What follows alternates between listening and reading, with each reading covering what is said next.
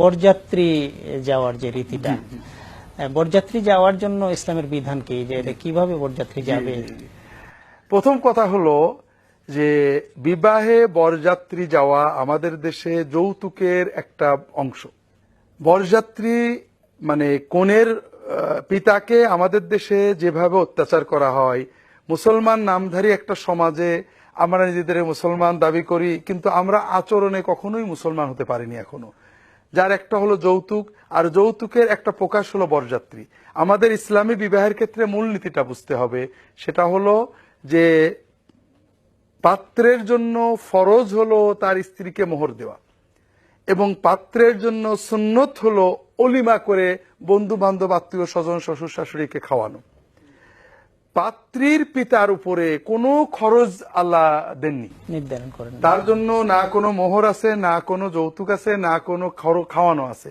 তিনি ইচ্ছা করলে তার মেয়েকে বা জামাইকে কিছু উপহার দিতে পারেন, এটা তার ঐচ্ছিক। আর তার বাড়িতে কোনো মেহমান গেলে খাওয়াতে পারেন।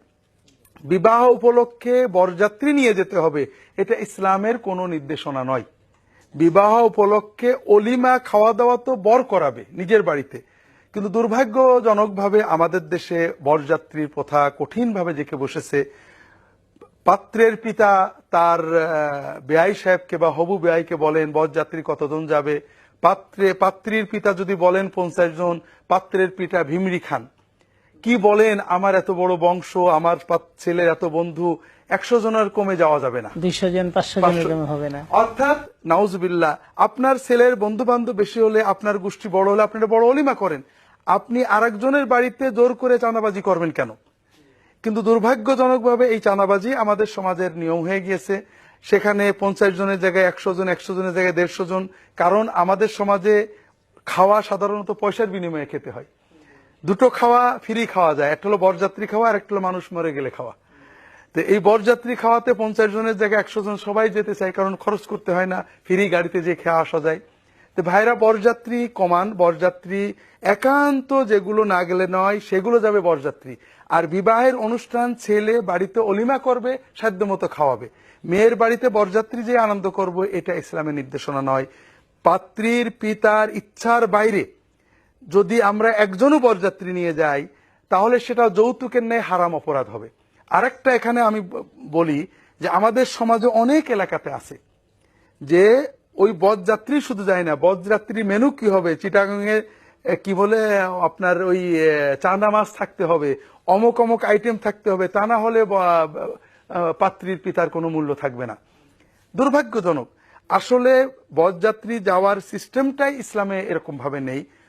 যদি কিছু সংখ্যক মানুষ যায়, সংক্ষেপে তাদেরকে পাত্রীর পিতা যা পারেন খাওয়াবেন, আমরা কোনো মেনু দিতে পারি না। বরযাত্রী যাওয়ার পরে প্রথমেই বাড়িতে ঢুকবার সময় একটা গেট আটানো হয়, ওখানে ঢুকবার জন্য কিছু দর কষাকষি হয়, উভয় পক্ষে ছেলে মেয়ে এরা বেপরদা হয়ে এই দর কষাকষি করে তারপরে টাকা দিয়ে ঢুকে। এটা ইসলাম কতটা অ্যালাউ করে? সামাজিক আনন্দ, বিবাহ তো মুআমালাত জাগতিক, সামাজিক আনন্দের ক্ষেত্রে যতক্ষণ না শরীয়ত বিরোধী কিছু আসবে বৈধ। বিবাহে আনন্দ রাসূল বৈধ করেছেন, কাজেই বিবাহে গেট বানিয়েছে। হাসি আনন্দের ভিতরে যদি গেট ধরাধরি হয়, আশা করি অবৈধ হবে না। কিন্তু বেপরদা থাকলে, বার্গেনিং থাকলে, অথবা এটার মাধ্যমে যে অপ্রীতিকর পরিবেশ তৈরি হয়, এটা বিভিন্ন জায়গায় ঘটে। এজন্য আমরা অনুরোধ করব যে গেট বানিয়েছেন সম্মান করতে, সেখানে আবার টাকা নিলে তো আরো সেটা নিচতা হয়ে গেল।